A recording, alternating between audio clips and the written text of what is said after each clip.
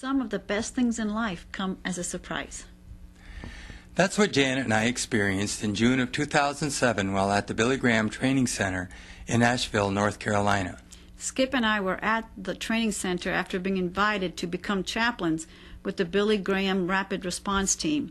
The chaplains are deployed to areas of crisis and trauma such as hurricanes, tornadoes, fires, mass shootings, or other events. We had worked alongside these chaplains while leading teams to help people rebuild their homes and lives in the Gulf Coast after Hurricane Katrina. And one of the individuals we met at the training conference was Dr. Jonathan Olford. And that's where the surprise came.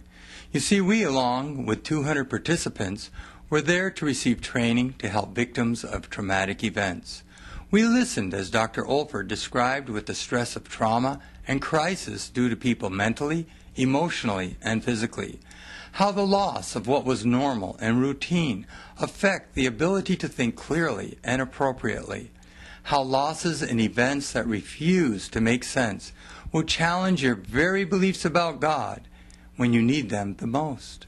As Skip and I listened to Dr. Olford, I noticed that the person on my left had begun to cry and that the woman on my right side was wiping tears from her face. And I noticed men moved uncomfortably in their seats as it soon became obvious that all of us have been affected by trauma, crisis, or long-term intense stress. But before the week was over, my life changed. What we had heard and experienced brought unexpected healing to my mind and my emotions and propelled me into new joy and fresh hope. I interviewed Dr. Olford later in September, just before a conference he was giving in Virginia Tech University. Students were returning to college after experiencing the mass murders on their campus the preceding We are here at Virginia Tech University, where just last year a traumatic event greatly affected students, staff, and the community. Dr. Jonathan Olford has been involved for years with helping people recover from the effects of trauma. You have been to New York City right after 9/11. You have been to India after the tsunami. You have worked in the Gulf Coast after Hurricane Katrina, and right after your training here, you're preparing to go to Peru to help people who've been affected by an earthquake. Correct. How did you get into this kind of work?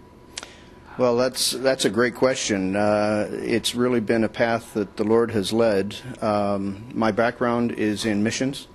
My wife and I were missionaries to Kenya for 10 years. And it was during that time that we experienced the death of 3 missionary parents. We were in missionary education. And long story short, as a result of having to deal with kids who are grieving the loss of loved ones, I just needed to get some answers to some questions. What do you do with these folks? How do you deal with this?